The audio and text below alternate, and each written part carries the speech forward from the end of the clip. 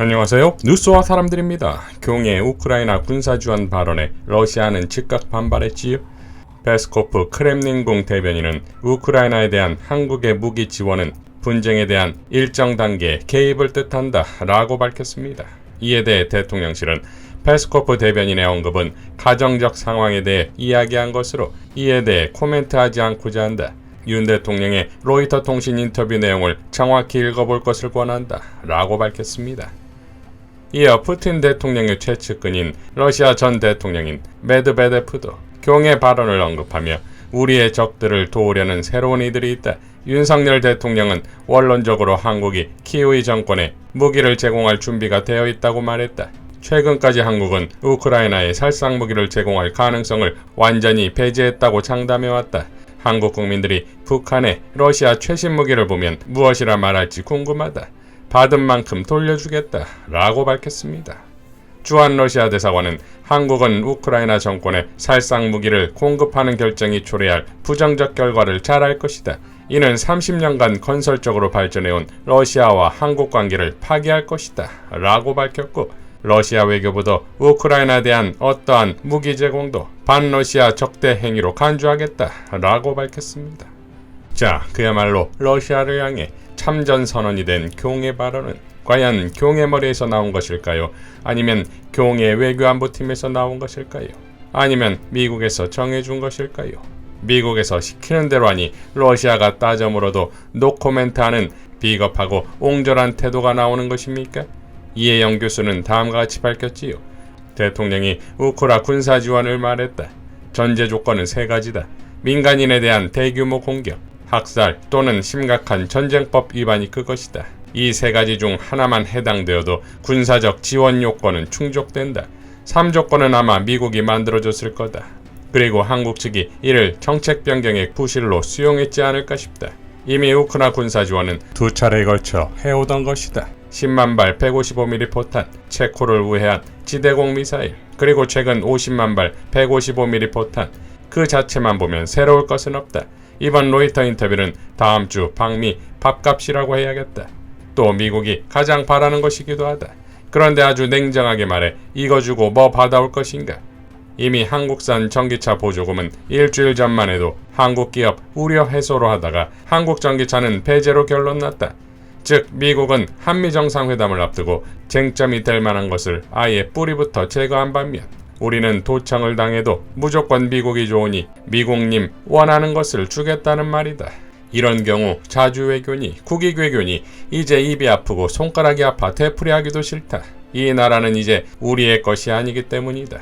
그런데 현재 우크라 전황으로 보아 미국의 요구가 여기서 그치지 않을 거라는 점에 문제의 심각성이 있다. 원래 어떤 선이란 게 한 번 무너지면 불가역적이기 때문이다.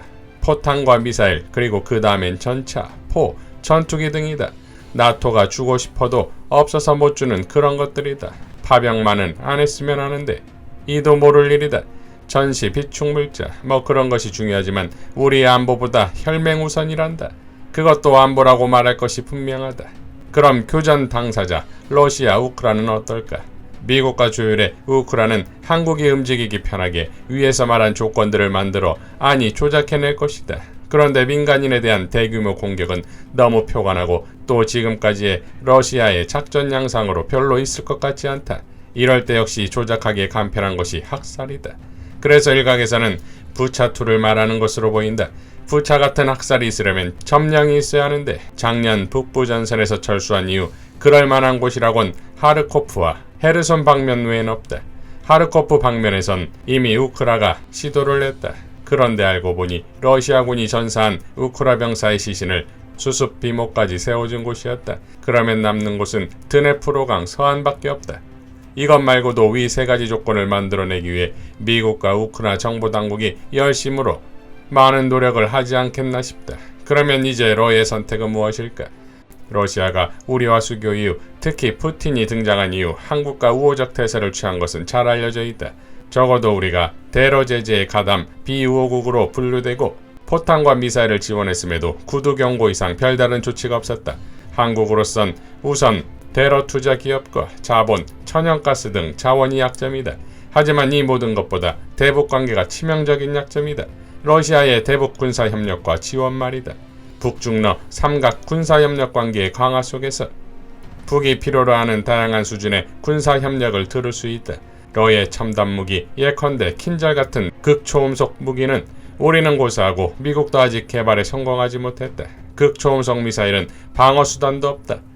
지난 3월 31일자 대통령령으로 공표한 러시아의 러연방 외교정책 개념 25조는 외국 혹은 그 단체의 비우호적 행위를 저지하고 장차 재발을 방지하기 위해 요구되는 대칭적, 비대칭적 조치를 적법하다고 간주한다고 되어 있다. 러시아는 한국에 대해 단발적 대응보다 좀 더 중장기적이고 체계적인 대응을 하지 않을까 싶다. 천천히 확실하게 말이다. 그래서 그 무엇이 되건 우리는 훨씬 더 위험해졌다. 윤석열 임기 경제가 살아날 가능성은 낮다. 윤석열 임기 내 외교가 달라질 가능성도 낮다. 그리고 윤석열 임기 내 안보는 더욱 불안해질 것이다. 윤이 경제, 외교, 안보 이 모든 방면에서 실패한 대통령으로 될 가능성은 이제 훨씬 높아졌다. 라고 밝혔습니다. 자, 그러니까 미국에서 경을 향해 환영의 메시지를 보내는 것이고 이 또한 모두 시나리오가 아니겠습니까? 이 때문에 빵 터지게도 대통령실은 러시아 당국이 일어나지 않은 일에 대해서 코멘트하게 되는데 우리가 앞으로 어떻게 할지에 대해서는 향후 러시아에 달려있다고 거꾸로 생각할 수 있다 라고 발언했다지요. 본인들이 사냥개인지 장기판의 말인지를 모르는 것일까요? 시나리오답게 빅터 차는 러시아가 이미 한국을 교전국으로 간주했으니 아예 우크라이나에 군사적 지원을 해야 한다고 나왔습니다. 이에 대해 한설 교수는 다음과 같이 밝혔지요. 빅터 차가 러시아는 한국을 이미 교전 상대국으로 간주했다고 말했다. 그가 이런 말을 하는 것은 러시아가 한국을 이미 적으로 보고 있으니 아예 본격적으로 우크라이나에 군사무기를 지원하라는 것이다. 분명히 말하지만 군사지원은 군사무기 지원부터 전쟁에 참가까지 스펙트럼이 매우 높다. 빅터 차의 말은 미국이 한국을 꼬드겨서 러시아와 적대 국가를 만들었고 이미 흙탕물에 발을 담궜으니 아예 흙탕물에 잠수를 하라는 말이다. 빅터 차의 이런 말은 한국이 앞으로 어떤 노선을 택해야 할 것인지를 분명하게 보여주고 있다. 이제 한국은 미국과 같이 가서는 국가가 붕괴하고 인민이 망하는 상황이 될 것이다. 한국은 제2의 우크라이나가 되어가고 있다. 필자는 수차례에 걸쳐 폴란드가 러시아의 보복을 당할 것이며 러시아는 폴란드의 영토를 분할할 것이라는 점을 언급한 적이 있다. 폴란드가 역사적으로 수차례에 걸쳐 분할된 것은 주변국들이 강력함보다는 그들이 기회주의적 외교 정책을 채택하다가 오히려 되치기 당했기 때문이다. 지금 윤석열의 한국은 그런 폴란드보다 훨씬 더 수준이 떨어진다. 한국은 폴란드와 비슷한 것이 아니라 제2의 우크라이나로 향해 가고 있다. 바야흐로 전쟁은 비를 잔뜩 머금은 먹구름처럼 남한의 머리 위에서 떠돌고 있다. 미국은 한국이 러시아와 전쟁을 하든 말든 자신들의 목적만 달성하면 된다고 생각한다. 특히 바이든은 어떻게든 대선까지 우크라이나 전쟁을 끌어야 하기 때문에 한국을 참전시켜야 한다. 누차에 걸쳐 말하지만 지금 우크라이나에 부족한 것은 무기와 탄약이 아니라 사람이다. 우크라이나는 더 이상 전선을 보낼 사람이 없다. 설마 했지만 한미정상회담에서 한국군 파병 이야기가 나오지 않을까 걱정이 될 정도다. 이제까지 한국은 미국 덕분에 먹고 살았지만 이제 한국은 미국 때문에 망할 지경이다. 한국은 미국과 관계를 멀리하지 않으면 더 이상 존속하기 어려운 상황이다. 남한의 국가는 매우 취약한 존재다. 조금만 틈을 보이면 위기에 빠진다. 윤석열은 취약한 남한의 국가성을 더욱 취약하게 만들고 위기에 빠지게 만들었다. 전쟁 비축분의 포탄과 탄약까지 우크라이나로 넘겨주는 모양이다. 풍산금속이 아무리 열심히 생산해도 1년에 20만 발 이상 만들지 못한다. 한국군은 초전 7일 정도의 포탄을 보유하고 있다. 그동안 죽기 살기로 모은 포탄을 우크라이나로 넘겨주면 한국은 발가벗은 꼴이 된다. 지금은 포탄이지만 앞으로 자주포, 전차, 미사일까지 넘겨주어야 한다는 이야기가 나올 것이다. 전쟁 비축분 포탄을 우크라이나로 넘겨주었다면 그 의사결정 과정에 있었던 책임자는 모두 형사처벌의 대상이 되어야 한다. 한국의 가장 큰 위협은 미국이 되고 말았다. 미국과의 관계를 전면적으로 재검토할 때가 되었다. 이제 미국과 헤어질 때가 온 것 같다. 라고 밝혔습니다. 자, 지난 대선 때 미국의 싱크탱크는 윤석열에 대해 미국이 감당하지 못할 사고를 칠 것이라고 했지요. 이것을 제대로 이용하고 있는 미국이 아닙니까? 이 인터뷰를 통해 하루아침에 러시아와 중국을 적으로 돌려버리는 대통령이니 역사에 이런 자가 두 번 다시 있겠습니까? 사냥개는 사냥이 끝나면 잡아먹듯 미국에 큰 사고를 치기 전에 손절하겠지요. 그때 한국은 그야말로 재기불능의 국가가 되는 거 아니겠습니까? 그러니 지금 대한민국 국민의 모든 1순위는 오직 교웅의 탄핵이어야만 합니다. 미국에게 꼬드겨 전쟁을 할 것인가? 아니면 교웅을 탄핵시켜 평화를 지킬 것인가는 오직 국민에게 달렸습니다.